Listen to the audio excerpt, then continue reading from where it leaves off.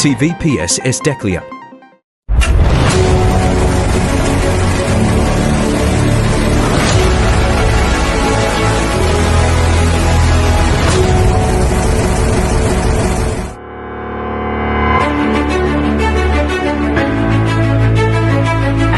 Berlangsung di Negeri Sembilan Darul Khusus 25 hingga 27 Ogos 2025 bertempat di INTI International University Nilai.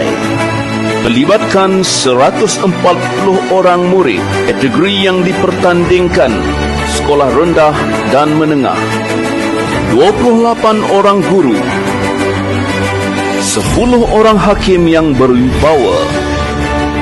Kami dengan bangganya memperkenalkan barisan peserta terbaik dari seluruh Malaysia.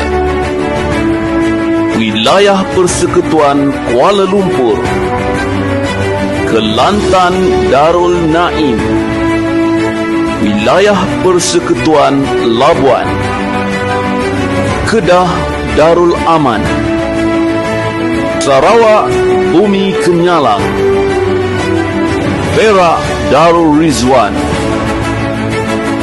Pulau Pinang Pulau Mutiara, Johor Darul Takzim, Pahang Darul Makmur, Sabah di bawah Bayu, Terengganu Darul Iman, Melaka Bandaraya Bersejarah, Selangor Darul Ihsan dan tuan rumah Negeri Sembilan Darul Khusus bersaing hebat dalam merebut piala berprestij pertandingan video kembara kreatif peringkat kebangsaan tahun 2025. Bersama saya Dami Aida Khaidah binti Mama Azwan, kru TVPS Esteklia.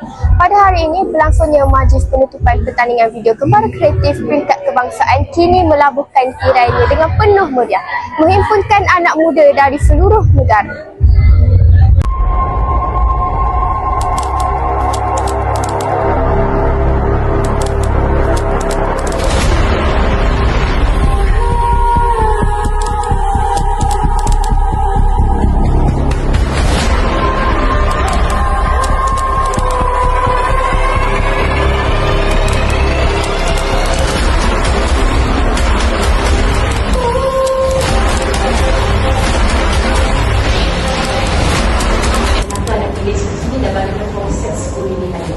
Bagi kategori sekolah menengah, Johor.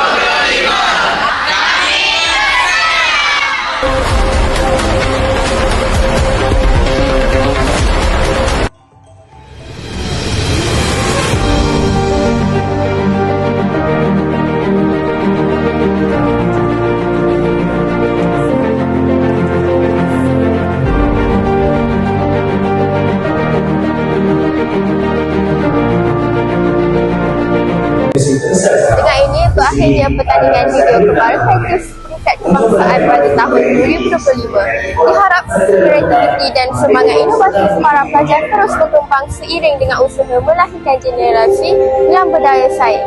Sekian daripada saya, Dami Aida Khaidah, wartawan TVPS Esteklia.